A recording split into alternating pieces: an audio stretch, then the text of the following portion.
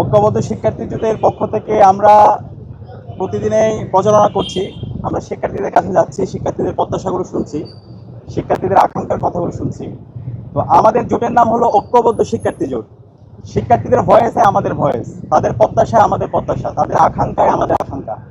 এবং এই ঐক্যবদ্ধ শিক্ষার্থী জোটের মাধ্যমে আমরা বাংলাদেশের চমৎকার একটা মেসেজ দিয়েছি যে বৈচিত্র্যের মধ্যে যে ঐক্য হতে পারে, যে আমাকে নিয়ে সমালোচনা করে তাকে নিয়েও যে একসাথে কাজ করা যায়, সেটার অনন্য নজির স্থাপন করেছে ঐক্যবদ্ধ শিক্ষার্থী জোটের আমাদের যে প্যানেল হয়েছে সেই প্যানেলের মধ্যে। তো আমরা যে কাজ করেছি, আমরা শিক্ষার্থীদের কাছে যাচ্ছি। গত 1 বছর ধরে শিক্ষার্থী বান্ধব, ছাত্র বান্ধব সকল কাজের সাথে আমরা জড়িত ছিলাম। এই কাজগুলো দেখে অনেকে ঈর্ষান্বিত হয়ে তারা আমাদেরকে মোকাবেলা করতে না পেরে এখন আমাদের চরিত্র হননে নেমেছে।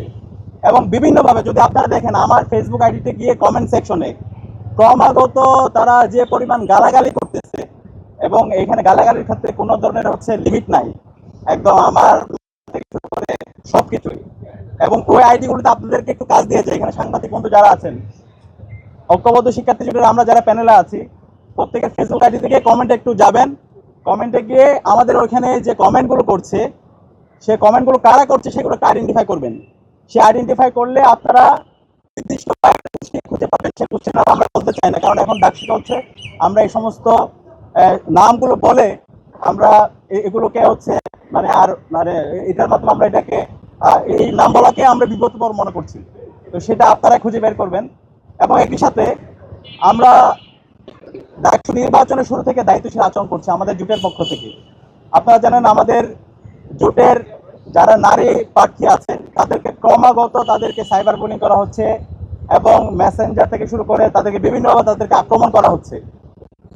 আমরা ইতিমধ্যে বিশ্ববিদ্যালয়ের নির্বাচন কমিশনে আমরা অভিযোগ দিয়েছি, আমাদের একজন প্রার্থী বিকৃত করা হয়েছে, এবং বিকৃতের সাথে যারা জড়িত ছিল সাংবাদিক বন্ধুগণ আপনাদের কাছে সেই চিত্র আছে। আমরা লিখিত অভিযোগ দেওয়ার পরও আজকে 3 দিন হয়ে গেল, এখন পর্যন্ত নির্বাচন কমিশন তাদের বিরুদ্ধে কোনো ধরনের ব্যবস্থা গ্রহণ করেনি।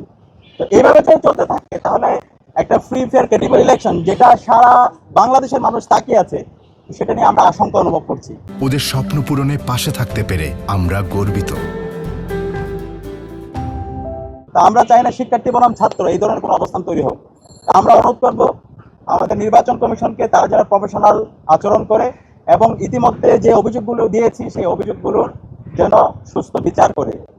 এবং এর পাশাপাশি আমরা দেখতে পাচ্ছি আজকে যারা নির্বাচনে আমরা করছি, আমরা যারা প্রার্থীরা আছি, আজকে আমাদের প্রতিযোগিতা হওয়ার কথা কেমন ঢাকা বিশ্ববিদ্যালয় চাই, আমাদের ভাবনা কি, আমাদের স্বপ্নে ঢাকা বিশ্ববিদ্যালয়টা কেমন হবে, শিক্ষার্থীদের সামনে সেই রূপরেখা নিয়ে যাওয়ার কথা। কিন্তু আমরা দেখতে পাচ্ছি এই প্রার্থীরা একটা বড় একটা অংশ প্রার্থীদের যারা তাদের কোনো ভাবনা নাই, শিক্ষার্থীদেরকে নিয়ে তো কোনো ভাবনা নাই। তারা সেই দিল্লির যে বয়ান, ফেসিবাদী যে বয়ান, কালচারাল ফেসিসদের যে বয়ান, বাকশালী যে বয়ান, সে বয়ান বারবার ক্যাসেট বাজাইতেছে।